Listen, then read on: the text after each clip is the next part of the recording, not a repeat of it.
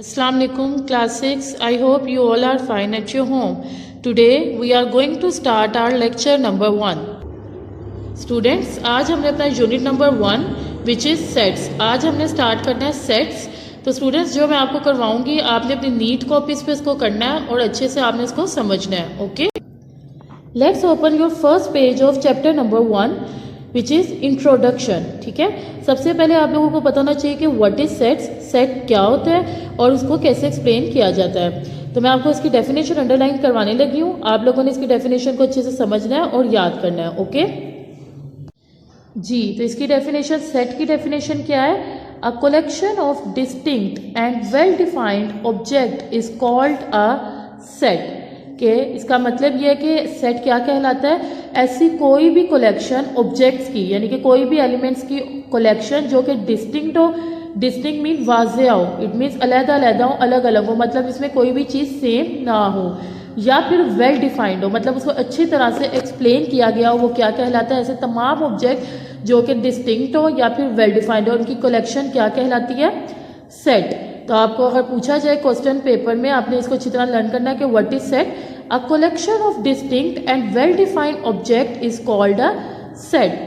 Next definition आपकी है members और एलिमेंट्स. अगर आपसे पूछा जाए व्हाट इज मेंबर और एलिमेंट, तो आपने इसकी क्या डेफिनेशन लिखनी है? The objects of a set are called its members और element. The objects of a set, it means set के अंदर वो तमाम ऑब्जेक्ट्स जो कि इस सेट, एक सेट के अंदर मौजूद हैं, वो क्या उसके मेंबर्स कहलाते हैं या फिर उसके एलिमेंट्स कहलाते हैं. दोबारा बताती हूँ कि ऐसे तमाम ऑब्जेक्ट्स सेट के जो हैं वो क्या कहलाते हैं? मेंबर्स या फिर एलिमेंट्स. तो आपने इस पेज में सेट की डेफिनेशन और मेंबर और एलिमेंट्स की डेफिनेशन अच्छे से इसको अंडरलाइन करें और इसको अच्छे से याद करना है. Our next definition is well defined. Well defined means a specific property of an object that enables it to be an element of a set or not.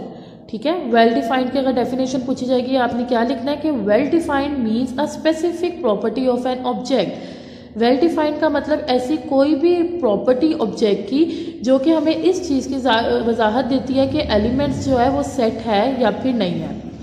आपको मैं एग्जांपल देती हूँ. Let's suppose the collection of good stories. देखिए, अगर आपके पास collection है good stories की, कुछ बच्चे होते हैं जिसको कुछ स्टोरीज बहुत पसंद आती हैं और कुछ ऐसे भी बच्चे होते हैं कुछ स्टोरीज उनको पसंद नहीं आती. इट मीन्स कुछ स्टोरीज ऐसी होती हैं जो कि कुछ बच्चे लाइक करते हैं और कुछ बच्चे डिसलाइक करते हैं. मतलब ये वेल डिफाइंड नहीं है कि इसका हमेरे पास एक प्रॉपर सेट नहीं है. किसी को फेवरेट स्टोरीज कुछ होती हैं गुड स्टोरीज और किसी को स्टोरीज पसंद नहीं होती. इसी तरह देखें next the collection of tasty food. अब इसी तरह अगर हम फूड को देखें, कुछ फूड ऐसे होते हैं जो एक बच्चा तो लाइक करता है लेकिन दूसरा उसको लाइक नहीं करता. कुछ फूड्स टेस्टी लगते हैं और कुछ बच्चों को कुछ फूड टेस्टी लगते हैं.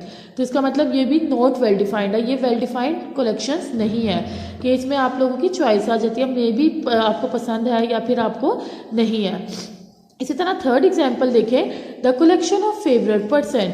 अब हो सकता है कि अ स्टोरी में be good in view of 1%, यानी कि हो सकता है ये पोइम किसी एक पर्सन को पसंद हो लेकिन यही जो पोइम है किसी दूसरे पर्सन को पसंद ना हो. इट मीन्स इसमें भी आपके पास चॉइस आती है. तो आप क्या, ये वेल डिफाइंड ऑब्जेक्ट्स नहीं है, तो हम क्या कहेंगे? These sets are not well defined. Well defined क्या होता है? जिसमें आपके पास एनेबल हो कि ये सेट है या फिर नहीं है. ये आप अगर सेट पूरी तरह से डिफाइन हो तो वो वेल डिफाइंड कहलाता है और अगर सेट डिफाइन ना हो तो वो क्या कहलाता है? Not well defined. इसके अलावा आपको पता होना चाहिए कि what is distinct. Distinct means the same object should not appear more than once. यानी कि ऐसा कोई भी ऑब्जेक्ट जो कि एक के बाद दोबारा नहीं आता, इट मीन्स वो रिपीटेड नहीं होता, तो वो क्या कहलाता है? डिस्टिंक्ट. जैसे कि देखें letter of the word small, इसमें देखिए स्मॉल के एल जो है वो 2 टाइम्स आ गया है. इट मीन्स इसका मतलब कि ये डिस्टिंक्ट, ये जो सेट है in this example we can see that the letter l has been written only once. अब इसमें देखिए लेटर एल जो है सिर्फ एक मरतबा लिखा गया है. ठीक है, इस सेट में. तो हम क्या कहेंगे? If it is written twice then it is not a set. अगर तो एक मरतबा लिखा है तो ये सेट है. यही अगर स्मॉल को अगर हम अलग अलग करके लिखें और इसको डबल एल, 2 मरतबा एल आ गया, मतलब रिपीटेड लेटर हो गया है, तो ये डिस्टिंक्ट, ये जो सेट, ये जो ऑब्जेक्ट्स लिखे हुए हैं ये सेट नहीं है. दोबारा बता रही हूँ, अगर एलिमेंट्स जो है रिपीट हो जाएंगे तो वो सेट नहीं है, और अगर रिपीट नहीं होंगे मतलब हर लेटर जो है एक मरतबा ही आया तो वो सेट है। ओके, इसके बाद नेक्स्ट पेज पे देखिए द सिंबल एलिमेंट, इसको हम क्या पढ़ते हैं, element is a Greek letter, ये एक ग्रीक लेटर है। सिंबल जो है, दिस सिंबल जो है ये एक ग्रीक लेटर है which is use to tell that an object is an element of. ये हमें क्या बताता है कि ऑब्जेक्ट जो है वो एलिमेंट है सेट का, या फिर और बिलोंग्स टू, या फिर बिलोंग करता है, और is a member of a set, या फिर सेट का मेंबर है या नहीं।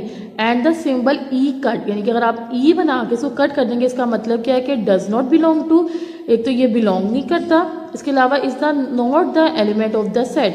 अगर आपके पास ई है यानी ग्रीक लेटर ऐसे ई करके है तो इसका मतलब है कि ये सेट से बिलोंग करता है, या फिर सेट का मेंबर है, या फिर सेट का एलिमेंट है। लेकिन अगर ई पे कट आ जाता है इसका मतलब ये सेट से बिलोंग नहीं करता या फिर सेट का एलिमेंट नहीं है। ठीक है स्टूडेंट्स, अब मैंने आपको सारी डेफिनेशन एक्सप्लेन की है, उसकी मदद से हमने अपनी एक्सरसाइज 1.1 स्टार्ट करनी है। एक्सरसाइज 1.1 का क्वेश्चन नंबर 1 देखें, विच of the following statement is a set और नोट। ये सारी स्टेटमेंट्स हमें गिवन है, हमने इन्हें बताना है कि ये सेट कौन सा इसमें से सेट है और कौन सा नोट सेट है। जो सेट होगा उसके आगे आपने लिख देना है सेट, और जो नोट सेट होगा उसके आगे आपने लिख देना है नोट सेट। ठीक है, अब सबसे पहले देखिए, आपको पता होना चाहिए द 5 प्रोविंसेस ऑफ पाकिस्तान। ये करने से पहले मैं आपको इसकी डेफिनेशन सेट की रिवाइज करवाती हूँ। सेट की डेफिनेशन हमने क्या पढ़ी थी, अ collection of distinct and well defined object is called a set. It mean set वो होता है जिसकी जो कलेक्शन है ऑब्जेक्ट्स की वो डिस्टिंक्ट भी हो और वेल डिफाइंड भी हो। तो प्रोविंसेस ऑफ पाकिस्तान, देखिए मैं आप पाकिस्तान के प्रोविंसेस बता सकती ना कौन कौन से हैं, पंजाब, सिंध, ये सारे आप क्या कर सकते हैं, प्रोविंसेस को एक्सप्लेन कर सकते हैं और कोई भी रिपीट नहीं होता। तो हम इसे क्या लिख देंगे इसके आगे कि ये क्या है हमारे पास, हमने इसके आगे लिख देना है कि ये हमारे पास एक सेट है। इट मीन्स हम इसका सेट बना सकते हैं। ठीक है, आपने इसके आगे लाइन लगा के क्या लिख देना है कि ये हमारे पास सेट है। इसके बाद देखिए सेकंड क्वेश्चन, सेकंड क्वेश्चन क्या है, the difficult question of a test. अब देखिए टेस्ट में अगर हमें कोई क्वेश्चन आता है, कुछ बच्चे जिन्होंने लर्न किया था उनको क्वेश्चन इजी लगता है और जिन्होंने लर्न नहीं किया था उनको क्वेश्चन डिफिकल्ट लगता है। मतलब ये हम सेट नहीं बना सकते कि किसको ये क्वेश्चन इजी लग रहा है और किसको डिफिकल्ट लग रहा है। तो ये हमारे पास सेट तो ना हुआ, इसमें जो है वेल डिफाइंड नहीं है। ये जो सेट है ये हमारे पास वेल डिफाइंड नहीं है। तो आपने क्या करना है, इसके आगे लाइन लगा के आपने क्या लिख देना है, नोट सेट। ठीक है, नोट सेट। ओके, इसी तरह आपने इसके अगला क्वेश्चन देखें, द ज्योमेट्रिकल इंस्ट्रूमेंट। अब देखिए ज्योमेट्रिकल इंस्ट्रूमेंट्स में क्या क्या आता है, रबर, स्केल, कंपास, डी, ये सारी चीज़ें जो है हमारी प्रोटेक्टर, ये सारी ज्योमेट्रिकल इंस्ट्रूमेंट में आती है। हम इसका एक सेट बना सकते हैं ना, इन सारी चीज़ों को कलेक्शन करके हम सेट बना सकते हैं। तो हमने इसके आगे भी क्या लिख देना है, सेट। ठीक है, अब नेक्स्ट आप लोग मुझे करवाएं, the naughty boys of the street. अब देखिए एक स्ट्रीट में अगर हम नोटी बॉयज़ को देखें, हमें किस तरह पता लगेगा कि कौन नोटी है और कौन नहीं। कुछ नोटी होंगे और कुछ नोटी नहीं होंगे। तो हम इसका एक सेट तो नहीं ना प्रिपेयर कर सकते, तो हम इसके आगे क्या लिख देंगे, नॉट सेट। ओके, इसी तरह अब आपने बाकी करना है बेटा। एक क्वेश्चन और करवा देती हूँ, the natural numbers less than 50। देखें अगर आप 50 से लेस देखें, 50 से लेस नेचुरल नंबर 1 से स्टार्ट हो रहे हैं और 49 तक जा रहे हैं, तो आप इसका एक सेट बना सकते हो ना, 1 से लेके 49 तक आप सेट की फॉर्म में इसको लिख सकते हो। तो आप इसके आगे क्या लिख दोगे कि ये सेट बन सकता है, it means it is a set. ठीक है, अब जो बाकी के रह गए आपने इसी तरह अपनी बुक पे इसको सॉल्व करना है और इसको अच्छे से समझना है। ठीक है, now come to our next page, question number 2, exercise 1.1, question number 2। और question number 2 is if a is equal AEIOU। आपको सेट दे दिया कैपिटल ए का विच इज जिसमें क्या है AEIOU। जरा कैपिटल बी का सेट दे दिया ABCDEF से लेकर टोटल अल्फाबेट्स इंग्लिश Z तक। Then which of the following statements are true और फॉल्स। हमने इन्हें बताना है कि कौन सी स्टेटमेंट हमारी ट्रू है और कौन सी स्टेटमेंट हमारी फॉल्स है। जी, जब मैंने इसकी डेफिनेशन एक्सप्लेन की थी तब मैंने आपको बताया था कि सेट इस सिंबल को क्या कहते हैं, ग्रीक लेटर जो है इसको क्या कहते हैं, belong to, is an element of या इज अ मेंबर ऑफ। इसका मतलब यह है कि स्मॉल ए बिलोंग कर रहा है क्या कैपिटल ए से। आपने फौरन जाना है क्वेश्चन में देखें कैपिटल ए का सेट ये है। इसमें आप देखें इस कैपिटल ए का एलिमेंट है क्या स्मॉल ए? यस, देखिए स्मॉल ए है ना एलिमेंट। इट मीन्स ये स्टेटमेंट ट्रू है कि वो कह रहे हैं कि स्मॉल ए जो है वो एलिमेंट है कैपिटल ए का। तो जो स्टेटमेंट ट्रू होती है आपने इसके आगे क्या लिख देना है? ट्रू। ठीक है, ये भी आपने बुक पे ही करने हैं। आपने इसके आगे लिख देना है this statement is true. Next statement देखें, बी बिलोंग्स टू या b is a member of capital a. ठीक है, अब आपने फौरन जाना है कैपिटल ए के सेट पे दिस।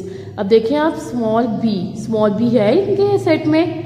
नो, लेकिन ये लोग तो कह रहे हैं कि स्मॉल बी है एलिमेंट ए का, तो ये क्या गलत कह रहे हैं। तो हमने इसके आगे क्या फौरन लिख देना है? फॉल्स।